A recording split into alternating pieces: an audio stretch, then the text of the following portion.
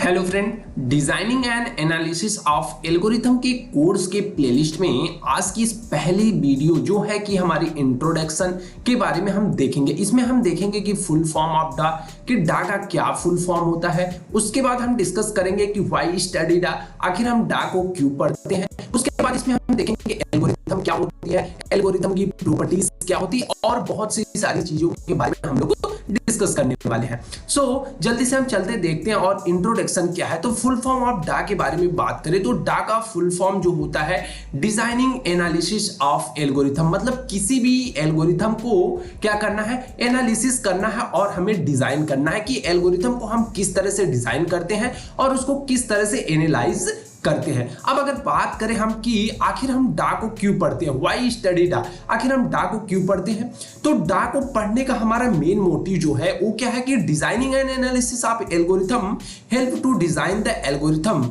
तो ये क्या करता है कि जो डा हमारी सब्जेक्ट है ये क्या करती है, किसी भी एल्गोरिथम को डिजाइन करने में हेल्प करती है। अब एल्गोरिथम को हम डिजाइन क्यों करते हैं, आखिर हमें नीड क्यों पड़ी कि हमें एल्गोरिथम को डिजाइन करना चाहिए। तो जैसे कोई भी रियल लाइफ हमारी प्रॉब्लम होती तो उसको हम सॉल्व करने के लिए कुछ पर्टिकुलर स्टेप्स को फॉलो करते हैं, तो उसी को हम एल्गोरिथम कहते हैं। इसको अगर हम कंप्यूटर की भाषा में जाने तो algorithm for solving different types of problem in computer science, मतलब एल्गोरिथम क्या करता है, डिफरेंट टाइप्स ऑफ प्रॉब्लम को सॉल्व करता है।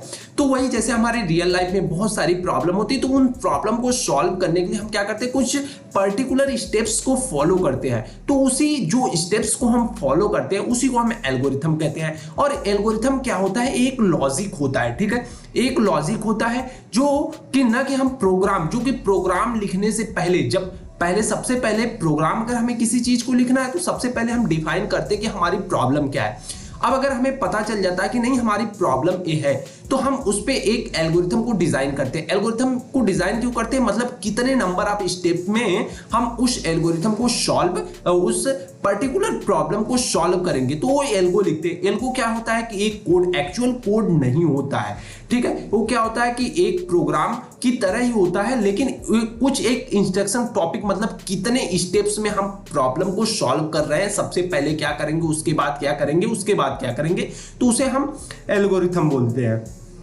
आगे अगर हम बात करें कि एल्गोरिथम की डिफिनेशन की कि एल्गोरिथम होता क्या है, तो एल्गोरिथम क्या है कि an algorithm is a set of well defined instruction. अब एल्गोरिथम को एक सेट वेल डिफाइंड इंस्ट्रक्शन क्यों कहा गया, क्योंकि जो भी एल्गोरिथम में चीजें होती है पहले से डिफाइन होती है, ठीक है, design to perform a specific set of task, मतलब इसको एक स्पेसिफिक सेट ऑफ टास्क को परफॉर्म करने के लिए बनाया जाता है। जैसे क्या है कि अगर हमें कॉफी बनानी है, ठीक है, सपोज दैट कर ले रियल लाइफ का हम प्रॉब्लम ले रहे हैं, हमें कॉफी बनानी है घर के अंदर, तो हम क्या करेंगे, सबसे पहले दूध को ऐड करेंगे, उसके बाद शुगर को, ठीक है, और उसके बाद क्या करेंगे, कॉफी पाउडर को, और देन हमारा क्या हो जाएगा, कॉफी बनके रेडी हो जाएगी। तो हमने क्या किया कि कुछ इनपुट दिया अपने प्रोग्राम को, जो भी हमें प्रॉब्लम क्या थी हमारी कि हमको कॉफी बनाना है। अब कॉफी बनाने के लिए हमें कुछ नंबर ऑफ स्टेप्स फॉलो करने पड़े। नंबर ऑफ स्टेप्स में फॉलो क्या था, दूध को ऐड करना था, उसके बाद शुगर को, उसके बाद कॉफी पाउडर को, उसके बाद हमारा देन जो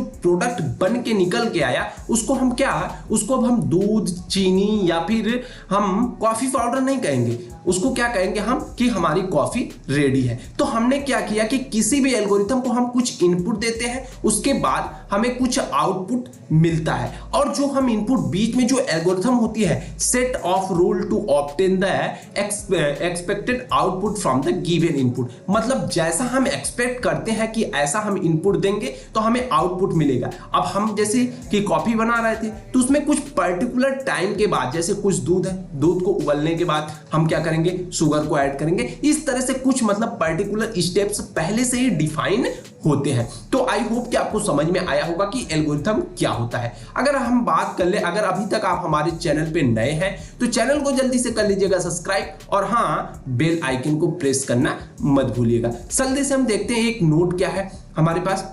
नोट क्या है, algorithm are used in computer science to perform calculation, automatic reasoning, data processing, computation and problem solving. तो क्या करता है कि एल्गोरिथम जो कंप्यूटर साइंस के अंतर है वो क्या करता है कि कैलकुलेशन को परफॉर्म करता है। जैसे कैलकुलेशन में अगर हम ले ले a प्लस बी हो सकता है, ठीक है, या फिर कोई भी कैलकुलेशन हो सकती है। उसके बाद ऑटोमेटिक रीजनिंग हो सकती है, डेटा को प्रोसेस करना हो गया, कंप्यूटेशंस हो गया, और प्रॉब्लम को सॉल्व करने के लिए हम एल्गोरिथम का यूज करते हैं। Designing an algorithm is important before.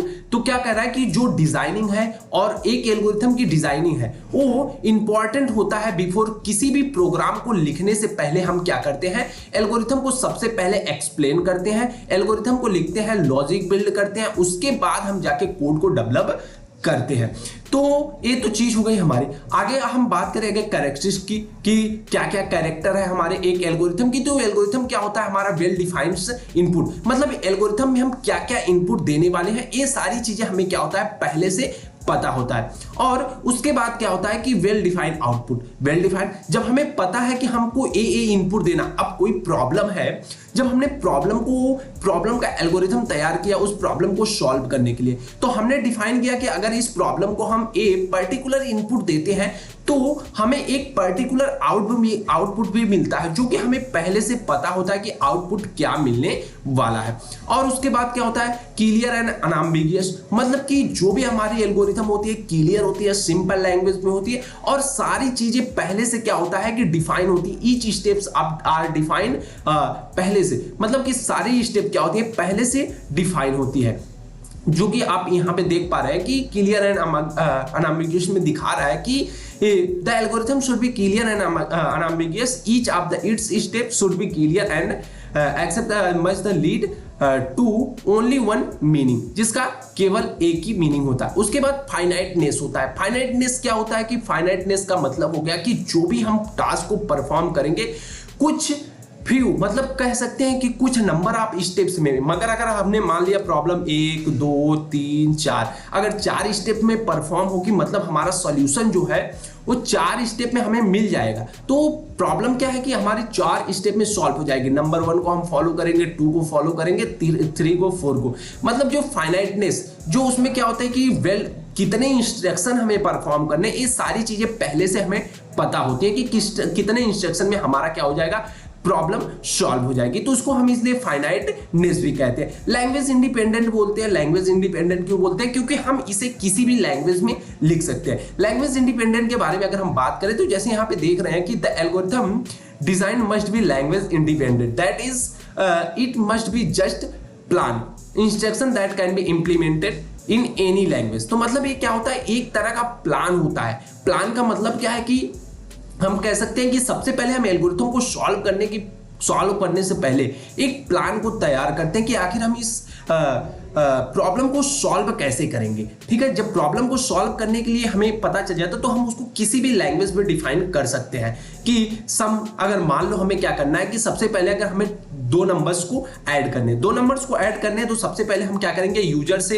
ए और बी 2 नंबर लेंगे, उसके बाद एक तीसरा वेरिएबल हम बना लेंगे। तीसरा वेरिएबल मान लो हमने सम बना लिया, सम में हमने क्या किया, ए प्लस बी ऐड कर दिया। तो जब हम a प्लस बी को ऐड कर देते हैं तो a क्या होगा, एक पर्टिकुलर 3 स्टेप में, मतलब पहले हम यूजर से a लेंगे, फिर b लेंगे, फिर क्या करेंगे, एक नया सम वेरिएबल में a और b को दोनों को ऐड करके हम उसको आउटपुट दे देंगे। तो नंबर ऑफ स्टेप्स क्या होते हैं, पहले से डिफाइन होते हैं, और इसको लिखने के तरीके बहुत हो सकते हैं। लैंग्वेज इंडिपेंडेंट है, आप किसी तरह से लिख सकते हैं। तो एल्गोरिथम एक लैंग्वेज इंडिपेंडेंट होता है। उसके बाद अगर हम बात करें फीजिबल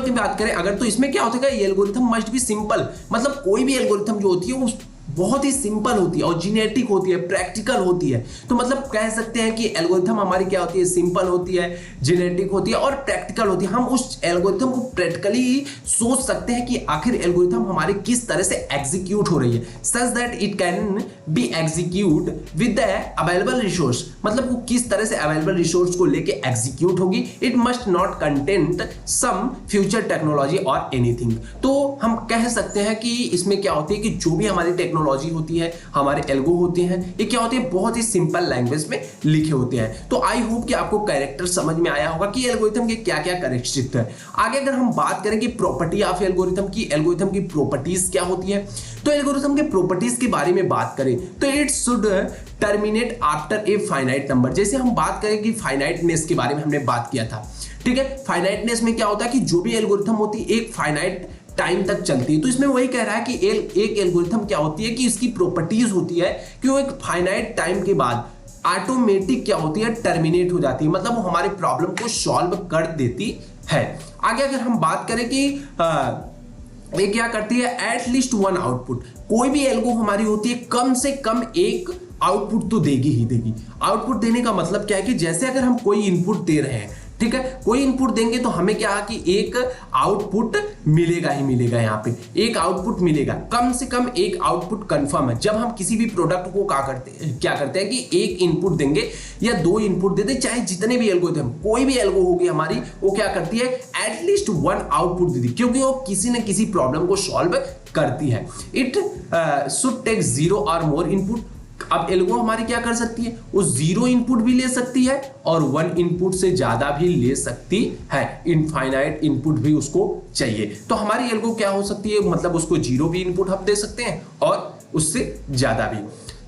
आगे अगर हम बात करें, every step in algorithm must be effective, each step should B somehow. मतलब कह रहा है कि सारे एल्गोरिथम में सारे स्टेप क्या होते हैं, इंपॉर्टेंट होते हैं और हर एक स्टेप कुछ न कुछ अपना रोल को डिफाइन करता है, मतलब कुछ न कुछ टास्क परफॉर्म करता है। तो एल्गोरिथम में सारे number of steps most important होते हैं, या कह सकते हैं कि हर एक लाइन क्या होती है, कुछ न कुछ टास्क को परफॉर्म करती हमारी प्रॉब्लम को सॉल्व करने के लिए। तो आई होप कि आपको समझ में आया होगा कि एल्गोरिथम क्या होती है और एक किस तरह से वर्क करती है। सो फ्रेंड, आज के वीडियो में बस इतना ही। अगर वीडियो पसंद आई हो तो लाइक, कमेंट और सब्सक्राइब जरूर कीजिएगा। Thanks for watching the video. Thank you, bye bye guys.